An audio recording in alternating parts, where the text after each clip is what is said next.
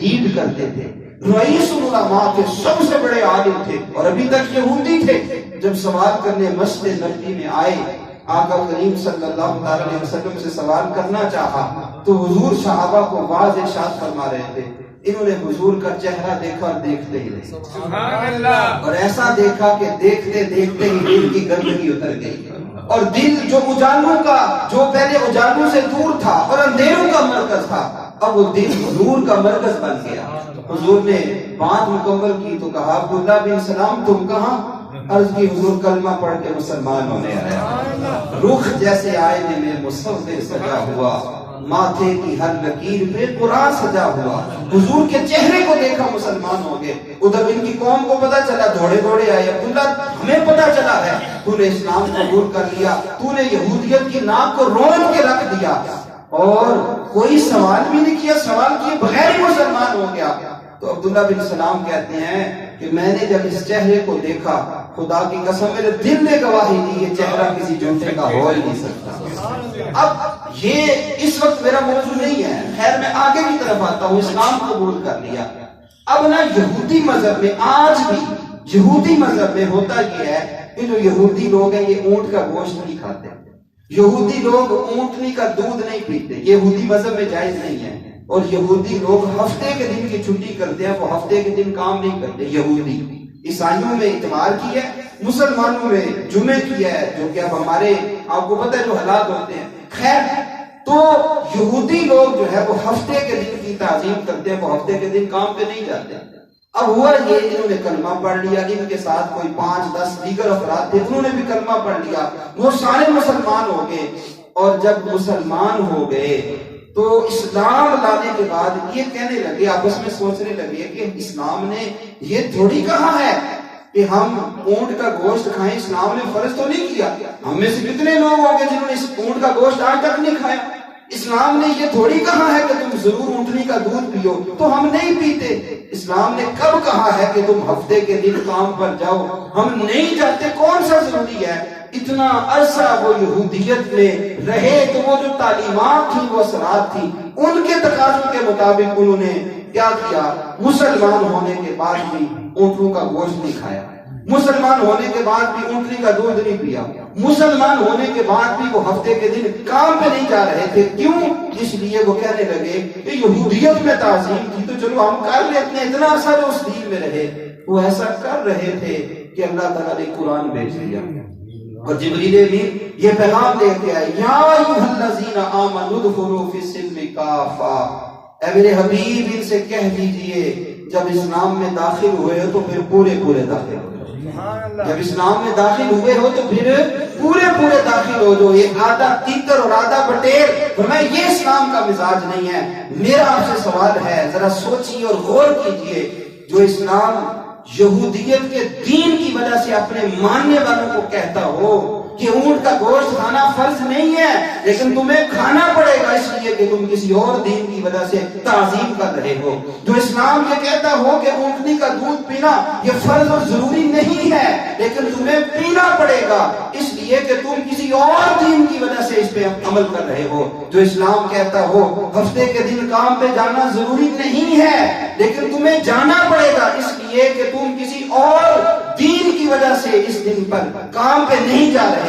مجھے بتائیے وہ تعلیمات جو اسلام کے حکم کے خلاف نہ ہو، اسلام پھر بھی انہیں گوارا نہ کرے، تو وہ تعلیمات جو اسلام کے حکم کے خلاف ہوں اسلام کب ان کی اجازت دے سکتا ہے؟ وہ کسی کے نام پہ ہوں، وہ دین کے نام پہ خرافات ہوں، وہ دنیا کے نام پہ خرافات ہوں، وہ کسی مذہب کے نام پر ہوں، کسی عقیدے کے نام پر ہوں یا کسی مسلک کے نام پر ہوں، کسی طرح کی خرافات کی اسلام اجازت نہیں دیتا۔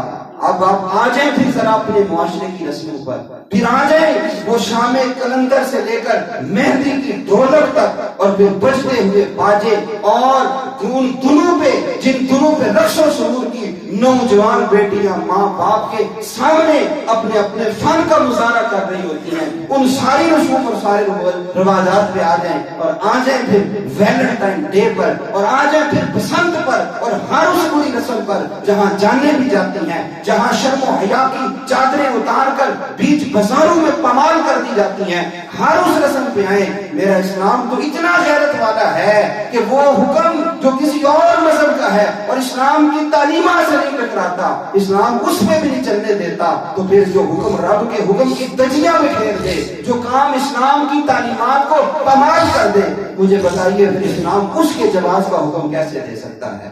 لہذا یہ نوجوان معاشرہ یاد رکھے، اسلام شرم و حیا والا دین ہے، اسلام غیرت والا دین ہے۔ اسلام چاہتا ہے کہ میرا نوجوان وہ وارث بنے صلاح الدین ایوبی کا۔ اسلام کہتا ہے کہ میری قوم کی بیٹیاں یہ وارث بنے حضرت عمارہ کی۔ اسلام یہ کہتا ہے کہ اس قوم کے جو نوجوان ہیں وہ وارث بنے محمد بن قاسم کے۔ اسلام یہ کہتا ہے کہ یہ وارث بنے سلطان محمود غزنوی کے، یہ وارث بنے ٹیپو سلطان کے، یہ وارث بنے شہاب الدین غوری کے، یہ وارث بنے ان صحابہ کے جنہوں نے دریاؤں میں بھی گھوڑے ڈال دیے تھے۔ یہ کب ہوگا؟ جب اسلام کے ان تقاضوں اور اس حکم کے مطابق چلے گے جس کا رب نے قرآن میں حکم دیا ہے۔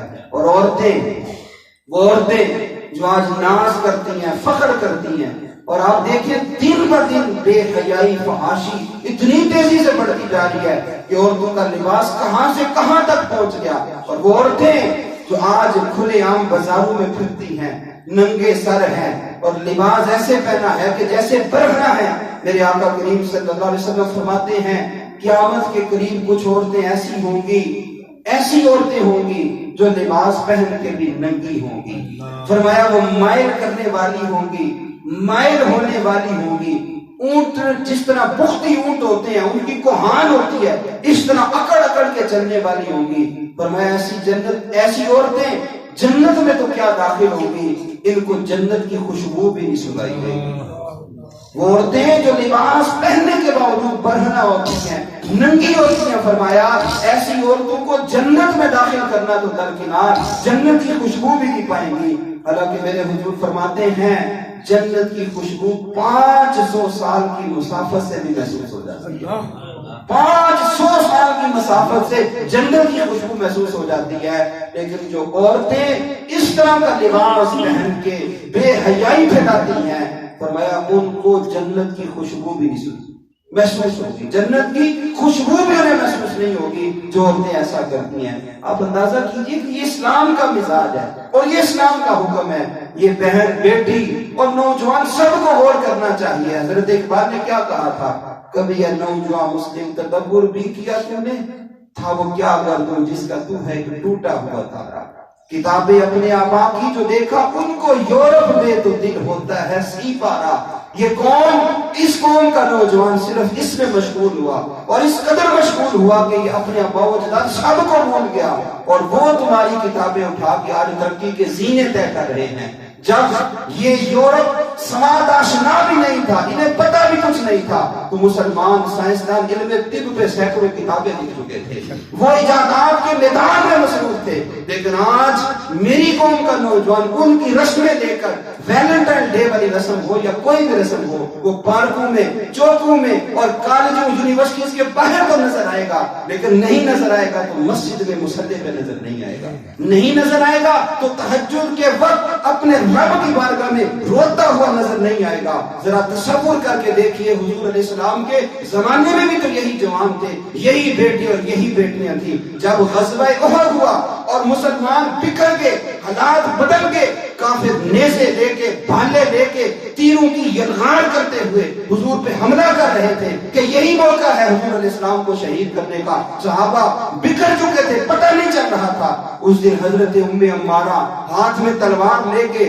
سینے پہ وہ اپنے ڈھال پکڑ کے حضور کے سامنے کھڑی ہو جاتی ہیں، کبھی ادھر لڑتی ہیں، کبھی ادھر لڑتی ہیں۔ یہ بھی عورت تھی۔ حضور علیہ السلام نے جنگ کے بعد فرمایا، عمارہ اللہ رحم کرے تم پر، تمہاری نسلوں پر۔ آج میں جدھر دیکھتا تھا مجھے تم ہی تم نظر آتی تھی، آج مجھے تم ہی تم نظر آتی تھی۔ یہ بھی تو عورتیں تھیں نا، وہ بھی تو اسلام کی بیٹیاں تھیں، وہ بھی تو اسلام ہی کی مائیں تھیں۔ وہ جس میدان میں پہنچتی تھیں تو پتہ چلتا تھا کہ یہ اسلام کی بیٹیاں ہیں۔ لیکن آج معاشرہ یکسر اور اگر یہاں ممبر و محراب سے کوئی بولتا ہے تو لوگ اسے تقیہ نوس بھی کہتے ہیں، لوگ اسے تنگ نظر بھی کہتے ہیں، لوگ اسے جہالت کا منبع بھی کہتے ہیں، لوگ انہیں جہالت کی فیکٹریاں بھی کہتے ہیں، وہ سب کچھ کہتے رہیں، لیکن میرے رب کا قرآن کبھی جو ہے وہ جھوٹا نہیں ہو سکتا۔ میرے رب کے، اور یہ یاد رکھیے گا، کبھی کرونا وائرس تو کبھی کوئی بیماری تو کبھی کوئی، کبھی جناب چینی کا قحط تو کبھی پیٹرول کا قحط، کبھی آٹے کی کمی تو کبھی کوئی۔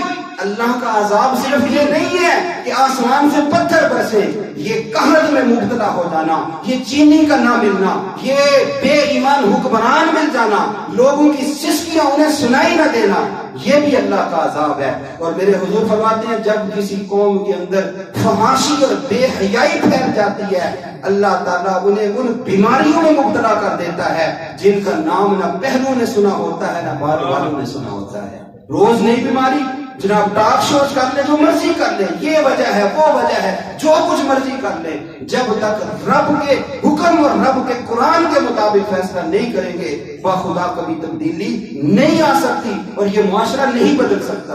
اس لیے ہم ویلنٹائن ڈے والے نہیں ہیں، ہم رب کے اس قرآن والے ہیں جو کہتا ہے مرد تو بھی نگاہیں جھکا لے، اے اسلام کی بیٹی تو بھی اپنی نگاہیں جھکا لے، تم شرم و حیا کے پیکر ہو، تم بے حیائی اور فحاشی پھیلانے والے نہیں ہو، اور اگر کبھی خیال آئے تو سوچ لینا اگر کسی کی بیٹی بہن ہے تو تمہاری بھی بیٹی بہن ہے۔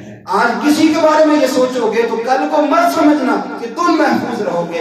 اس لیے قرآن کی گودی سمجھیے، قرآن کے پیغام کو سمجھیے، اور آئیے اسلام کے دامن میں اور شرم و حیا کے پیکر بن جائیے۔ اللہ مجھے آپ کو عمل کی توفیق عطا فرمائے۔